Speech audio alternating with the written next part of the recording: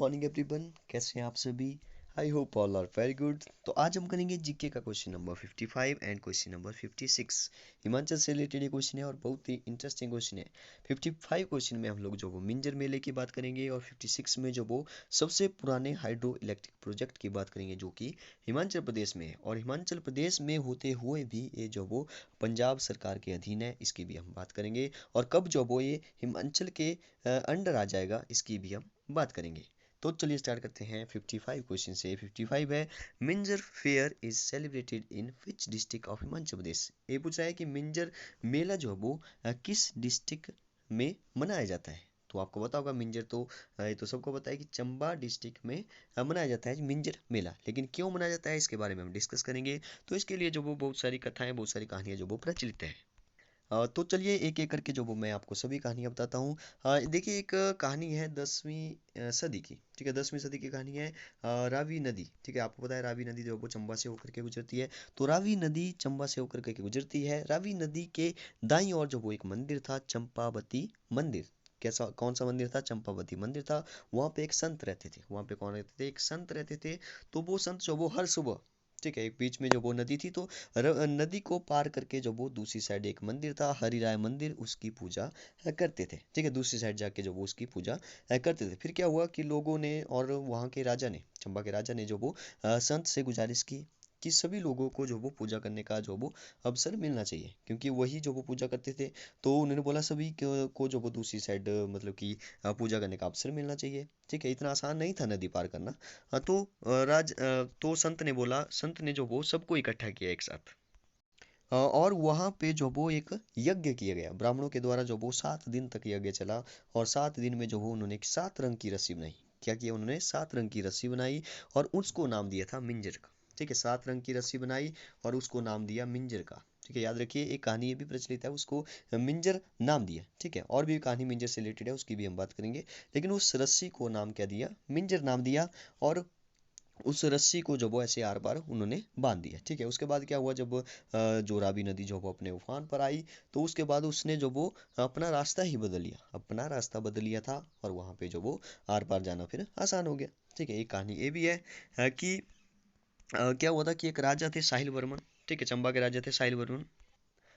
तो उनका जो वो स्वागत हुआ था, उनका स्वागत जो वो क्यों हुआ था? क्योंकि उन्होंने जो वो त्रिगत, त्रिगत जो वो कांगड़ा का ही पुराना नाम है। त्रिगत सबसे पुरानी रियासत है हिमाचल की, ठीक है। त्रिगत जो वो कांगड़ा का ही पुराना नाम है। तो त्रिगत के शासक थे, तो चंबा के राजा थे साहिल वर्मन। उन्होंने जो वो त्रिगत के शासक पर जो वो विजय प्राप्त की थी। तो विजय प्राप्त करने के बाद जब वो लौटे, तो नल्लोहोरा, ठीक है, याद रखिए नल्लोहरा पुल पर जब वो उनका स्वागत किया गया था। नल्लोहरा पुल पर लोगों ने उनका स्वागत कैसे किया? उन्होंने जो वो मक्की, जो मक्की का जो फूल होता है ऊपर, ठीक है, जैसे हम लोग वो जो वो मक्की को बीजते हैं, तो उसके बाद जो वो जब मक्की के ऊपर जो भी फूल लगता है, उसके बाद जब वो मक्की लगती है, तो जो भी फूल लगता है उसकी जो वो उन्होंने मतलब कि उसको मिंजर बोलते हैं, उसको जो वो मिंजर बोला जाता है। मक्की और दो जो विधान होते हैं, ठीक है, उनके ऊपर जो भी फूल लगते हैं उसकी जो वो उन्होंने एक मतलब कि हार बनाया उन्होंने, एक हार समझ लीजिए। हार उन्होंने जो वो उसके द्वारा बनाया और इसके साथ जो वो उन्होंने उनका स्वागत किया। तो तब से लेकर जो वो ये जो वो मनाया जाता है। हाँ, तो ये मेला जो वो कब मनाया जाता है? तो ये मेला मनाया जाता है श्रावण मास के दूसरे रविवार को, ठीक है। दूसरे रविवार को मनाया जाता है, मतलब कि उस रविवार को जो वो मेन होता है। लेकिन वो जो वो मेला पूरी मतलब कि पूरा एक हफ्ते में चलता है।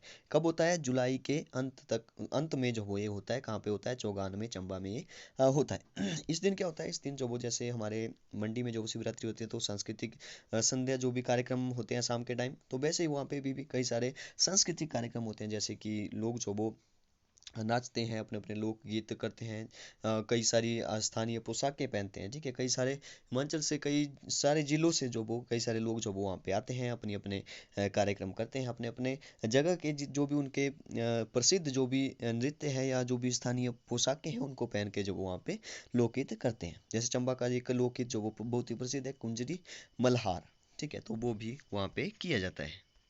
और तो और एक कहानी जो वो और प्रसिद्ध है, एक कहानी और प्रसिद्ध है, क्या है? भगवान रघुवीर से रिलेटेड ये कथा है। तो जब क्या हुआ था, 17वीं सदी की बात है, ठीक है। 70th सेंचुरी की बात है, 17वीं सदी की बात है, तो शाहजहाँ जब वो उस टाइम जब वो दिल्ली में शासन किया करते थे, तो शाहजहाँ ने जो वो एक प्रतियोगिता रखी थी, उसमें हिस्सा लिया किसने? कांगड़ा के राजा ने। कांगड़ा के राजा का नाम था उस टाइम पृथ्वी सिंह। तो पृथ्वी सिंह ने हिस्सा लिया उस प्रतियोगिता में, वहाँ पे वो विजयी रहे। तो विजयी रहे तो उन्होंने जो वो मतलब कि विजयी रहे, तो शाहजहाँ ने बोला कि आपको क्या चाहिए इनाम के तौर पर, आपको क्या चाहिए? तो पृथ्वी सिंह ने क्या मांगा? रघुवीर की प्रतिमा मांग ली। तो दिल्ली के शासकों ने वो उनको रघुवीर की प्रतिमा दे दी थी। ठीक है। तो उसके बाद जो वो जब भी वो मतलब कि रघुवीर की प्रतिमा को लेकर के जो वो चंबा में गए, तो वहाँ पे जो वो उनका स्वागत जो वो कैसे किया गया? वैसे ही किया गया जैसे मिंजर बना करके, मिंजो फूलों का जो वो उनको हार पहना कर उसका स्वागत किया गया। तो उससे रिलेटेड भी ये जो वो मतलब कि हर बार इसी साल मनाया जाता है। तो बहुत ही अच्छा ये मतलब कि मेला होता है। ठीक है। और उसके समापन पे, ठीक है, जब मेला खत्म हो जाता है तो जो भी मुख्य अतिथि वहाँ पे होते हैं, तो एक मिंजर, ठीक है, एक मिंजर और 1 रुपया और एक नारियल और फूल प्रवाहित करते हैं, किसको? वरुण देवता को प्रवाहित करते हैं और अर्पित करते हैं। और मेला खत्म हो जाता है और वो लोग जो वो इंतजार करते हैं अगली साल का। तो आई होप कि आपको बहुत अच्छा लगा होगा। तो इस क्वेश्चन का आंसर हो जाएगा चंबा। नेक्स्ट क्वेश्चन पर चलते हैं। नेक्स्ट क्वेश्चन है 56। इसमें लिखा है which is the oldest hydro electric project. आपको पता है कि हाइड्रो इलेक्ट्रिक प्रोजेक्ट क्या होते हैं? हाइड्रो इलेक्ट्रिक प्रोजेक्ट वो होते हैं जहाँ से जो वो बिजली प्रोड्यूस की जाती है, बिजली बनाई जाती है वहाँ पे। ठीक है। वहाँ पे क्या होता है कि जैसे एक नदी जैसे चल रही है, ठीक है, नदी को जो वो ऊपर से मतलब कि एक डैम बनाया जाता है, तो डैम में जो वो पूरे नदी का पानी इकट्ठा हो जाता है, तो यहाँ से जो वो बहुत ऊपर से ऊंचाई के साथ जो वो गिराया जाता है, और नीचे जो वो एक वाइब्रेशन होती है, तो वहाँ पे बिजली बनती है। तो इसको बोलते हैं हाइड्रो इलेक्ट्रिक प्रोजेक्ट।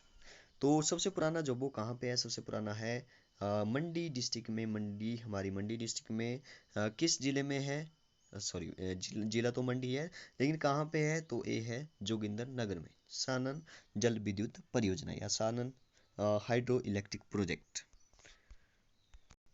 हाँ, तो आपको पता होना चाहिए कि सबसे बड़ा जल विद्युत प्रोजेक्ट जो वो कौन सा है हिमाचल में? तो वो है नाथपा झाकड़ी परियोजना, जो वो सबसे बड़ी है। एक किस पर बनी है? सतलुज नदी पर। और ये जिसकी हम बात कर रहे हैं हाइड्रो इलेक्ट्रिक प्रोजेक्ट सानन की, तो ये बनी है ऊहल नदी पर। ऊहल नदी जो वो किसकी सहायक नदी है?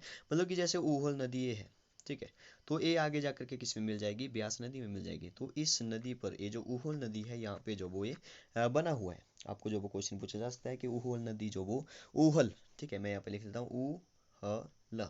ऊहल नदी जो वो किस जिले में है? तो मंडी जिले में है। सानन जल विद्युत परियोजना जो वो किस जिले में है? तो ये भी मंडी जिले में है। ऊहल नदी जो वो किसकी सहायक नदी है? कहाँ पे जो वो ये जा करके मिल जाती है? तो ब्यास नदी की है। तो क्या हुआ था कि 1925, ठीक है, 1925 की बात है, 1925 की बात है, ठीक है। सॉरी। मंडी के राजा थे, मंडी के एक राजा थे जोगिंदर सेन। जोगिंदर सेन थे, और उस टाइम जो भी सेक्रेटरी ऑफ स्टेट थे इंडिया के, उनके बीच में एक समझौता हो गया। उनके बीच में समझौता हुआ कि जो भी 2025 जो अभी आने वाला है, ठीक है, 2-3 साल बाद जो 2021 चला है, 22, 3, 4, 4 साल बाद जो वो 25 आ जाएगा। ठीक है। तो यहाँ तक 25 तक उनके बीच में समझौता हुआ। देखिए कब हुआ? 1925 में समझौता हुआ कि पूरे 100 साल, पूरे 100 साल तक जो है वो जो भी यहाँ पे जल विद्युत जो भी प्रोजेक्ट बनेगा वो किसके अधीन रहेगा? पंजाब सरकार के अधीन रहेगा। ठीक है, मतलब कि वो इनके अधीन रहेगा, बाद में जो वो पंजाब सरकार के वो अधीन आ गया। ठीक है, तो 2025 तक रहेगा।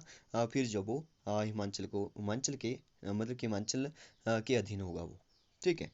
तो ये जो वो 1932 में तैयार हो गया था, 1932 में तैयार हो गया था, और 10 मार्च, ठीक है, इसको डेट को भी आप याद रख सकते हैं, 10 मार्च 1933 को उसका उद्घाटन भी हो गया था। ब्यास नदी पर ही बना है। ब्यास नदी की सहायक नदी जो भी है ऊहल नदी पर ही बना है। तो आज के लिए इतना काफ़ी है। Thank you and have a nice day.